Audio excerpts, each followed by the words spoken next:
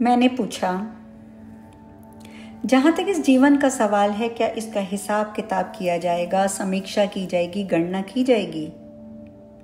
ईश्वर बोले, जिस अवस्था को तुम जीवन के बाद वाली अवस्था कहते हो, उसमें कोई गुण दोष विवेचन नहीं रह जाता।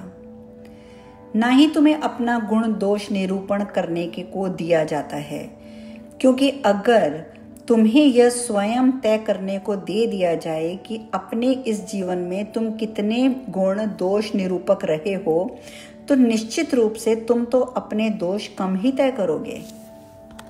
नहीं, कोई हिसाब किताब नहीं किया जाता। कोई तुम्हें उत्तीर्ण या अनुत्तीर्ण होने का तमगा देने वाला नहीं होता। केवल इंसान ही गुण दोष निरूपण करने वाला होता है। और चूंकि तुम ऐसे ही हो, इसलिए तुम ये मान बैठे हो कि अवश्य ही मैं भी ऐसा ही होऊंगा, किंतु मैं ऐसा नहीं हूं। लेकिन ये एक ऐसा महान सत्य है जिसे तुम मान नहीं सकते। तथापि चूंकि जीवन के बाद वाली अवस्था में कोई गुण दोष निरूपण होता ही नहीं है, इसलिए वहां यह अवसर होता है कि तुम उस सब पर नजर डाल सको जो तुमने यहां सोचा था, कहा था, किया था। और यह तय करने के लिए तुम्हें अवसर मिलता है कि जो तुम हो, जो तुम होना चाहते हो, उसके लिए क्या तुम उस सब को दोबारा चुनोगे? पूर्व में एक गूढ़ ज्ञान बताया गया है जो कर्म लोक नामक सिद्धांत के इर्द गिर्द घूमता है। इस ज्ञान के अनुसार हर व्यक्ति को मृत्यु के समय यह अवसर दिया जाता है कि वह पुनः जिए, अपने हर उस विचार को जो उसने सोचा था, हर शब्द को जो उसने बोला था, हर कर्म को जो उसने किया था, लेकिन अपने दृष्टिकोण से नहीं, बल्कि उनके दृष्टिकोण से कि उसके उन विचारों, शब्दों और कर्मों से प्रभावित या पीड़ित हुए थे, उन सभी के दृष्टिकोणों से।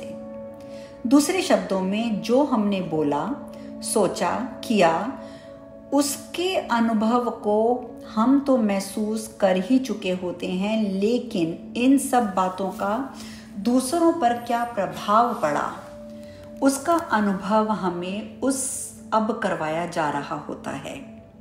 और फिर उस अनुभव के आधार पर ही हम ये तय करते हैं क्या हम वह सब पुनः सोचेंगे, बोलेंगे या करेंगे। इस पर आपका क्या कहना है? यह अब प्रश्न मैंने ईश्वर से पूछा। ईश्वर बोले,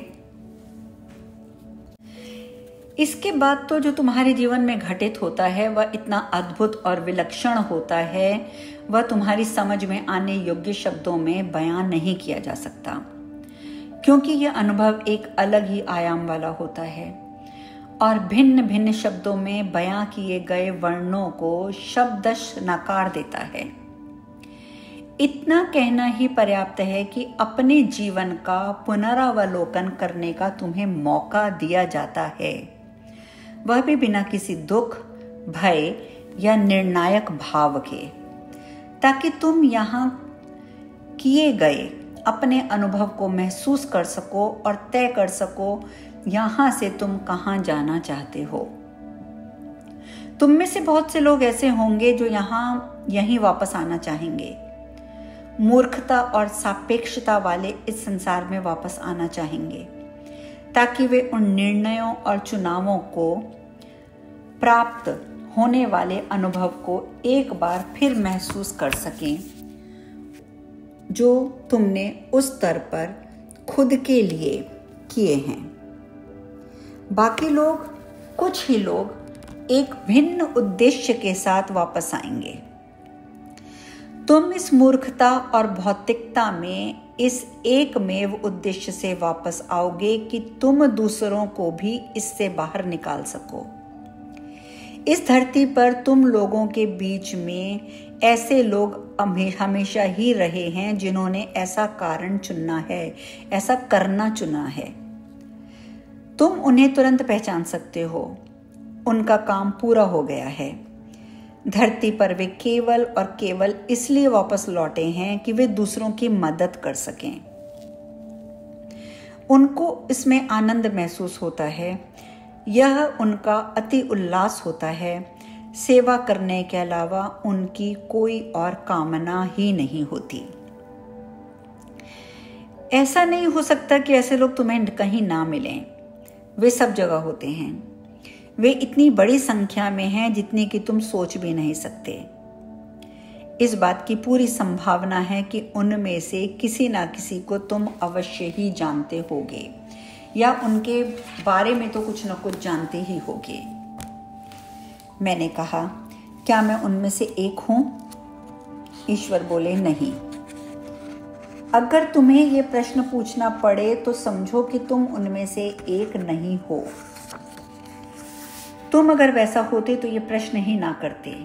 इसमें पूछने जैसा क्योंकि कुछ होता ही नहीं है। वत्स, इस जीवन काल में तुम एक संदेश वाहक हो, एक पथ प्रदर्शक हो, समाचार लाने वाले हो, एक जिज्ञासु हो और एक सत्य को बताने वाले हो।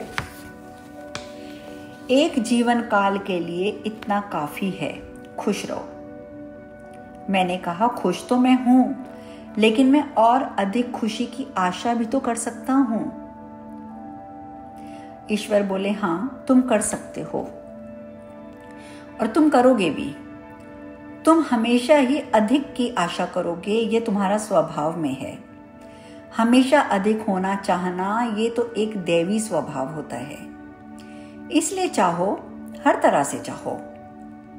अब मैं निश्चित ही उस प्रश्न का उत्तर देना चाहता हूं जिसके साथ तुमने ये वाला भाग शुरू किया था। आगे बढ़ो, वह करो जो तुम्हें वाकई ही प्रिय है। कुछ और मत करो। तुम्हारे पास समय कम है। किसी ऐसे जीवन यापन के लिए एक भी पल गंवाने की बात तुम सोच भी कैसे सकते हो, जिसे करना तुम पसंद ही ना करते हो। और ये किस तरह का जीवन यापन है? यह कोई जीना नहीं है, ये तो जीने की बजाय मरना है। अगर तुम कहते हो कुछ और जने भी हैं जो तुम पर निर्भर हैं, बच्चे हैं जिनका पेट भरना है, पत्नी है जो मुझ पर आश्रित है, तो मैं कहूँगा, अगर तुम्हारा जोर इस बात पर है कि तुम्हारा जीवन केवल उस विषय के लिए है जो तुम्हारा शरीर कर रहा है, तो तुम यह बात समझे ही नहीं हो कि तुम यहाँ आए क्यों हो। कुछ तो ऐसा किया करो जो तुम्हें अच्छा लगे, जो ये जताए कि वास्तव में तुम कौन हो। तब कम से कम तुम उन लोगों के प्रति रोष और आक्रोश से तो दूर ही रह सकोगे जिनके बारे में तुम ये मानते हो कि वे तुम्हें तुम्हारे आनंद से वंचित रखे हुए हैं। तुम्हारा शरीर जो कर रहा है उसका मूल्य व महत्व कम मत करो। वह भी महत्वपूर्ण है, लेकिन उतना ही नहीं जितना तुम समझते हो।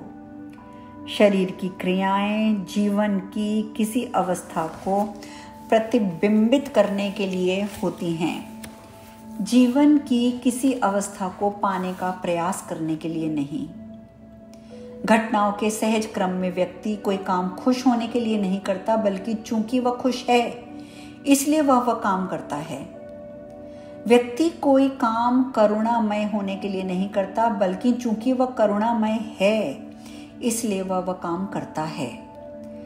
अत्यंत चैतन्य व्यक्ति की शारीरिक क्रिया उसकी आत्मा के निर्णय का ही अनुगमन किया करती है। केवल एक अचैतन्य व्यक्ति ही अपने शरीर द्वारा किए जा रहे किसी कार्य के माध्यम से आत्मा की अवस्था पैदा करने का प्रयत्न किया करता है।